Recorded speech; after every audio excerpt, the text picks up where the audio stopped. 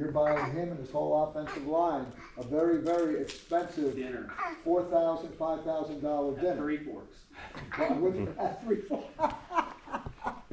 Or over here, Lincoln D Lincoln Prime, right? So yeah, they don't have assigned seating. The Dallas Cowboy cheerleaders also use this room. They're in here. They practice all their dance routine. Like they go over their dance film routines up on the big board. This is where the young ladies also do their cut downs from 76 to their final 36 lady squad. If you've ever been on a stadium tour into the stadium suites between both 20-yard lines, these are the same imported Italian seats that are in the stadium as well. The big difference is they have here you got the cafeteria pop-up trays.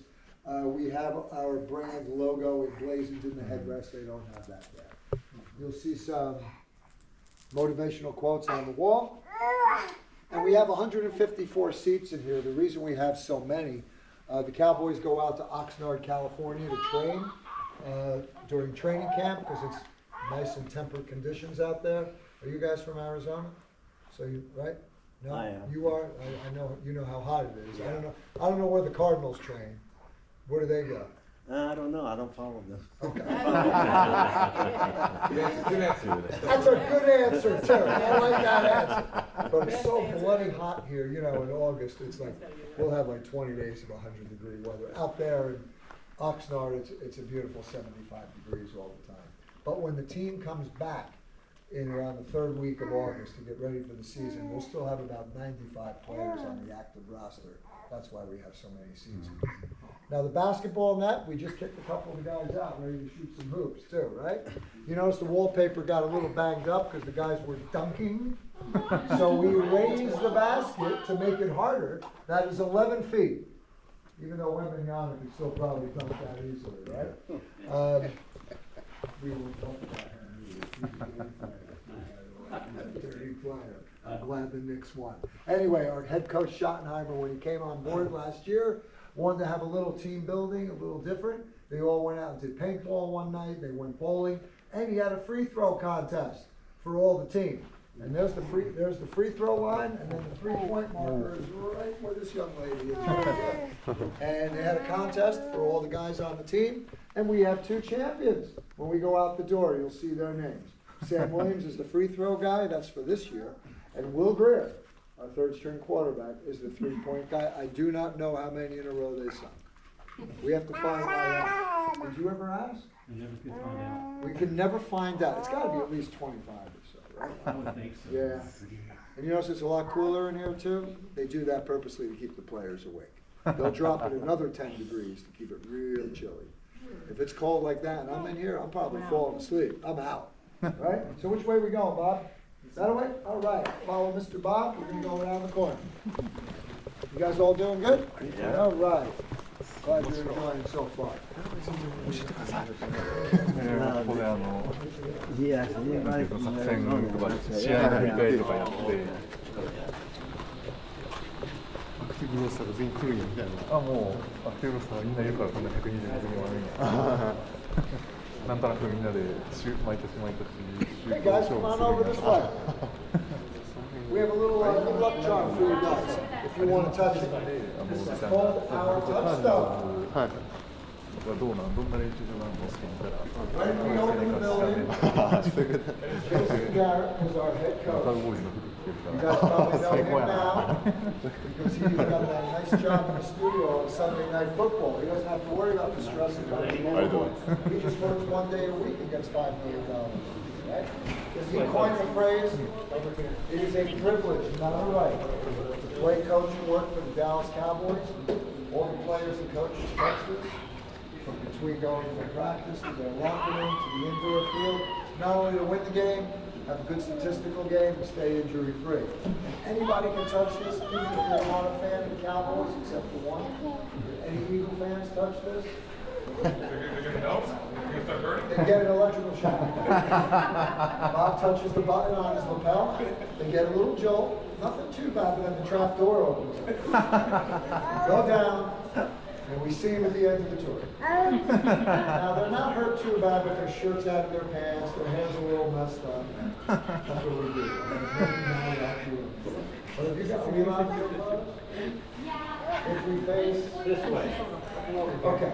If anybody wants to touch you and get a photo, we can help you guys with that. You just got to be very careful. You see a lot of personnel walking around. And then Amy, I'm going to go straight down to DCC. Okay. How come the magic door ain't opening? You must have タッチしてから行くんやでみたいな。いや、ここ人が通るから外向けに写真撮ってね。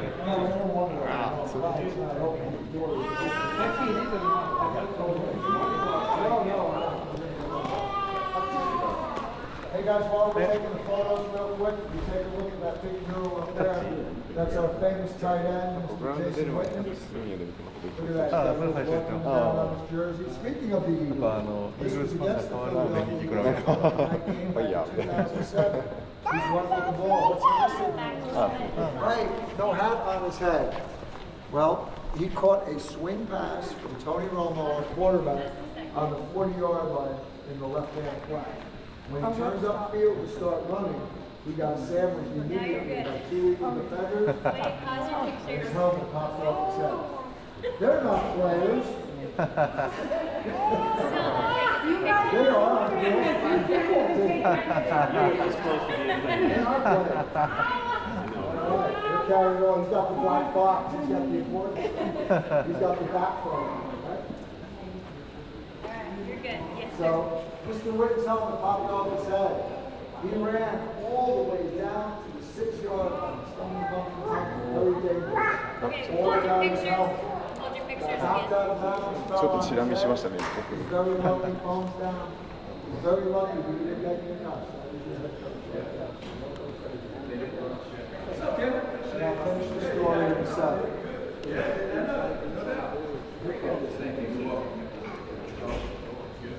Hey guys. How you doing? There you go. No other NFL team, unless you see the head coach. You won't even have to do it. Look at that. So, Mr. Jason Whitman, 6-yard line without his helmet.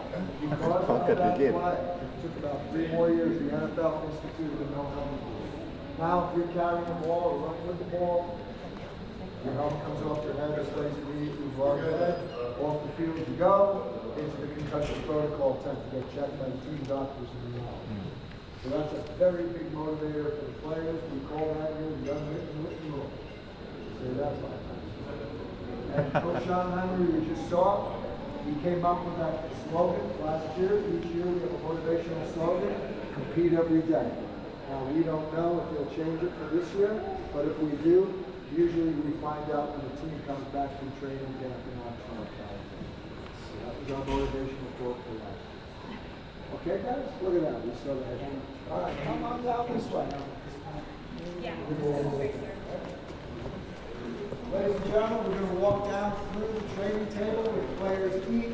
Since we have some personnel here, we're going to walk to the other end and I'll tell you all about it.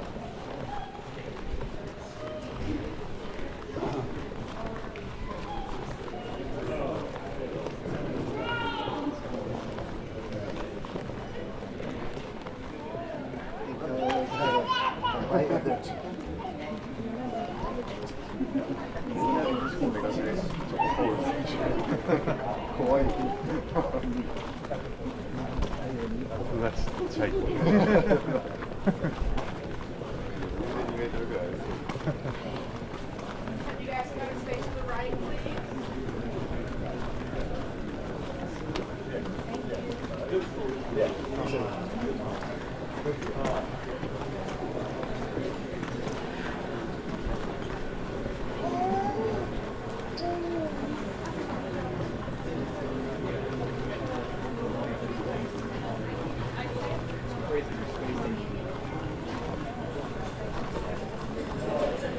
Hello.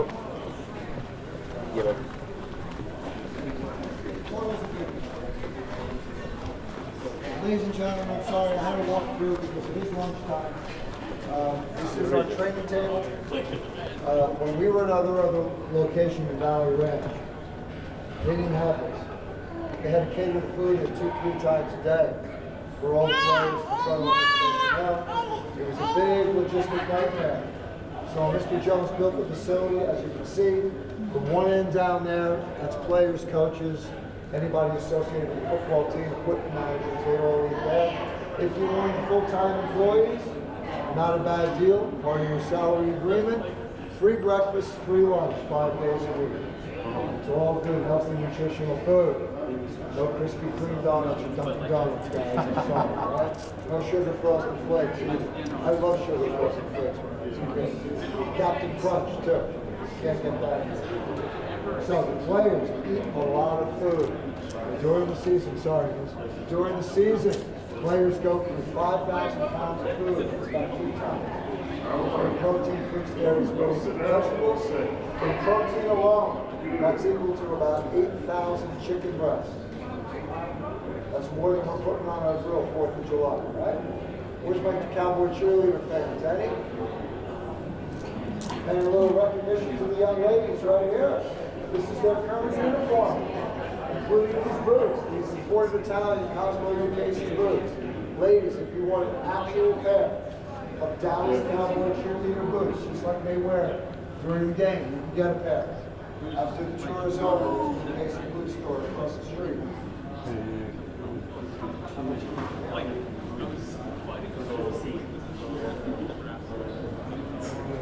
3 zeros in a column.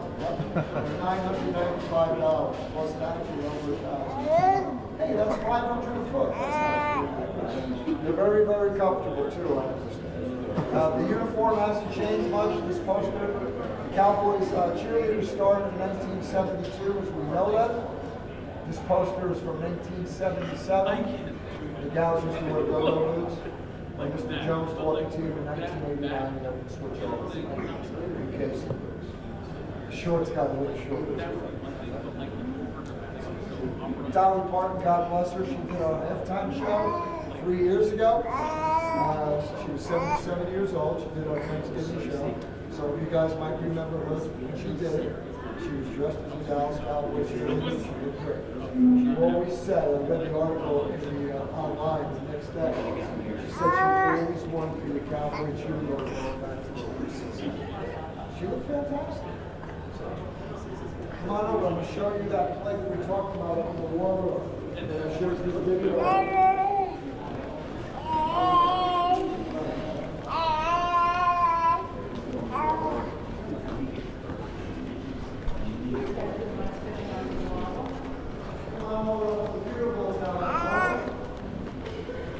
These stairs here lead up to the wall office. Is that that, Joe?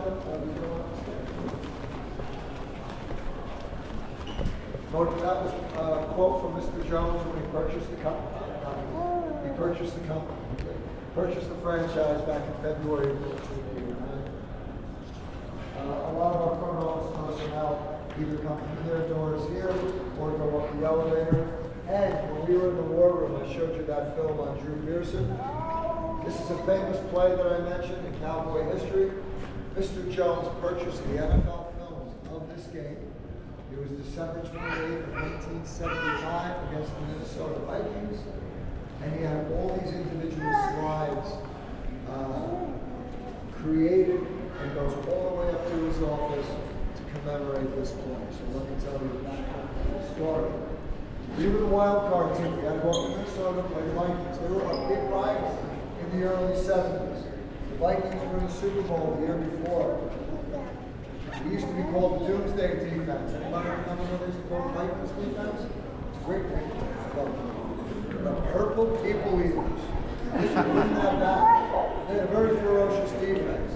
As a matter of fact, in this game, including both head coaches, 16 people on the field that day were in the NFL Hall of Fame. So there were a lot of great players. So, we were big underdogs in true form. We're losing the game. 28 seconds left on the clock. We're losing 14-10. We got the ball on the 50-yard line. No timeouts. We need a touchdown, right, to win the game. First down was incomplete, so now it's about 22 seconds left on the clock. Our head coach, Tom Landry, scripted a play for Stone and Drew Pearson to do a post pattern into the end zone, but he told Roger to pump fake it to the left to bring the safety over so we would just have a one-on-one coverage of on the right-hand side. So when Roger faded back into the shotgun, this whole play commemorates the throw to the TV reception. The ball was short, made it to the 5-yard line. And if you look here at these two slides, Drew Pearson got tangled up with the defensive back on the Vikings. His name was Nate Wright. They got tangled up. You get Viking fans on this tour. They're all sweating. No matter how old they are, young or old, they know this story must have been passed down through the generations. They all say, Drew Pearson pushed it off. It should have been an offensive pass interference. Well, I don't know. There was no replays. However, when you look at the YouTube video, he actually does what I call a swim move. He comes around the side and grabs the ball, cradles it into the end zone. Cowboys win, right? But wait. All the Vikings started pointing. All the fans are screaming and pointing. Because if you look here, where I'm wiggling, you see that little orange flash? By Drew Pearson's knee, Nate Wright's back. It's like a penalty flag, right? It wasn't. Somebody threw an orange. Piece of fruit. What the heck are they doing bringing oranges? They tried to hit Drew Pearson with the orange. Well, that year, the Super Bowl is going to be played in Miami at the Orange Bowl. And as a little public relations stunt, the Vikings front office told all their fans sitting in both bleachers, end zones, bring oranges to the game while on the field. When we win, we'll be on national TV. Somebody got upset, hit Drew with the orange, tried to hit Drew with the orange. We won the game. The team is going nuts in the locker room. Why it's a famous story? Come around the corner and I'll finish it off.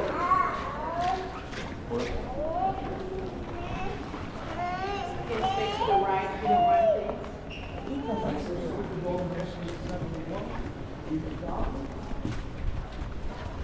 So a newspaper guy from the Dallas Morning News went over to Roger Staubach's locker while the team was all whooping it up. Roger was a very religious Catholic kid from Cincinnati. Didn't smoke, teetotaler drinker. The guy in the press asked him. please stay to the right, you guys. Thank you. Now, if our offensive line opens up a hole this big, we'll win every game this year. All right, they're working, that's why. So, they asked Roger, what the heck were you thinking when you threw that pass? And his famous quote was, I just closed my eyes and said, Hail Mary, a prayer of hope in the Catholic faith. And that's where the expression comes from. It was never called that before that. Last second desperation to win a game, close a deal in business, and throw a Hail Mary. We've been calling it that ever since. So that's where the expression comes from. There's the reason it's a famous play. You tell history. Come on down, guys. You look good.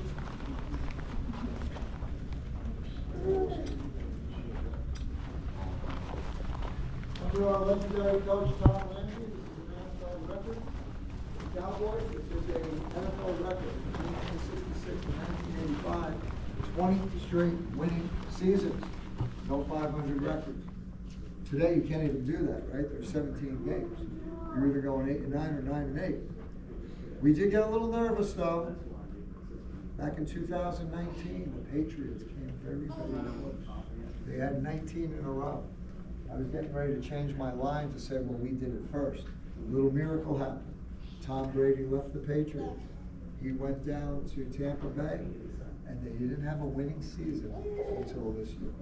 They went to the Super Bowl, right? They're at 1. Then we also had the Chiefs. You get a lot of Chiefs fans in here. A lot of Patrick Mahomes fans, because he went to the university, he went to Texas Tech. They had 12 in a row. Guess what? They had a losing season. They're back to 0. The team right now, the closest to us, is the Buffalo Bills. 7 winning seasons in a row. So our record's pretty safe. Come on down, guys. I'll show you all the uniforms, how they've evolved over the years.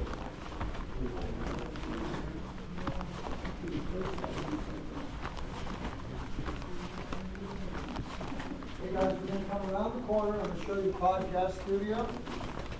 We have several podcasts that are done. There's nobody in there right now, so feel free to take pictures. 2 of our former players, Everson Walls, Nate Newton, they do podcasts in here. Any of you live locally, Bill Jones from CBS 11, Newey Scruggs from NBC 5. There are 2 sportscasters, they do shows in here as well. So does our radio sideline reporter, Christy Scales. She has a show here called Girls Don't Close. Talking Cowboys is the best podcast though, out of all of them, just saying. I wonder why. You got There you go. Thank you. I just wanted to throw it out there, that's all. We're gonna go around the corner after these guys go by. Sorry. Oh, you can. Oh, thank you. Come on around the corner, gang. And then we'll come back down and talk about you. When they're on the air, you can actually go right by when they're on the air. Now, I mentioned Nate Newton. He's a real character because what he will do, if he's on the air broadcasting, doing his podcast, and if he sees a fan, a young girl, young boy, if they're wearing a hat of another team, he'll go like this. He puts them on the air live, and he starts grilling them like a fish, asking them why you're a fan of the Chiefs, the Chargers, or whatever, and he tries to convince them all over to become a Cowboy fan. That's a true story. You'll see that happen. Ladies and gentlemen, if you want a photo, it's $10, feel free, you can swipe. If you want to get a photo with them, just don't stand on the glass. You can get photos of you guys. We'll be talking about the uniform.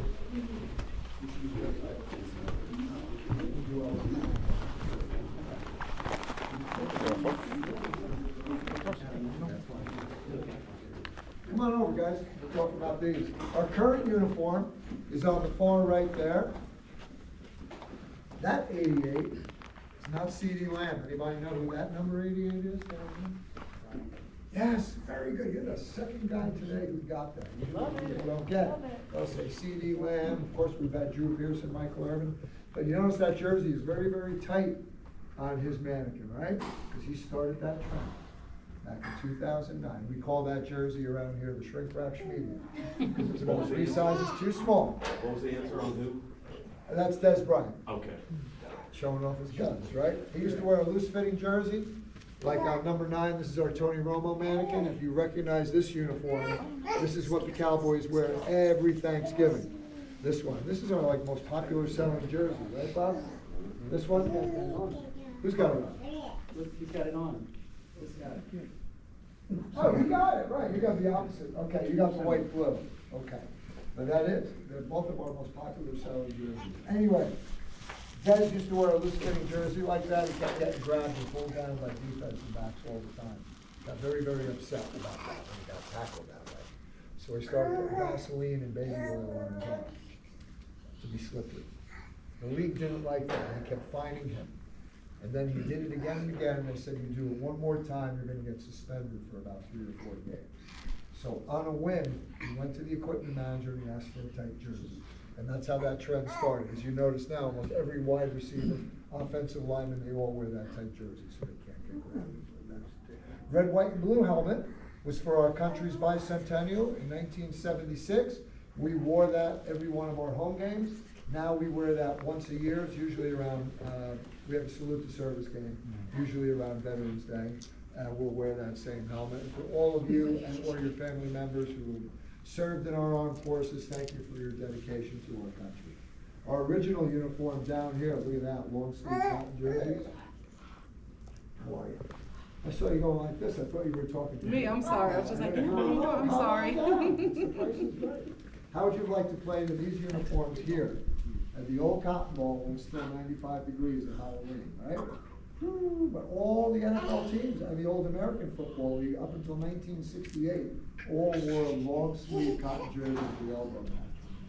Now those might have been okay up in Green Bay and Chicago and New York, right? Not down here. Because up until 1966, we were the southernmost franchise in the NFL. Now, you notice our colors were a little different too. They were more of a royal blue. We changed over to our dark navy blue and silver not until the mid-60s. The reason for that was Tex Schramm was our general manager. He came from a television background at CBS in Los Angeles. He hated those uniforms. The reason he hated them? Because on old black and white TV, those uniforms were black and white. So we petitioned the NFL to wear white jerseys at home, changed our configuration and uniform design, because this aesthetic looked better on old black and white TV. These pants were actually seafoam green in person. but on black and white TV, they appeared the perfect tint of silver gray.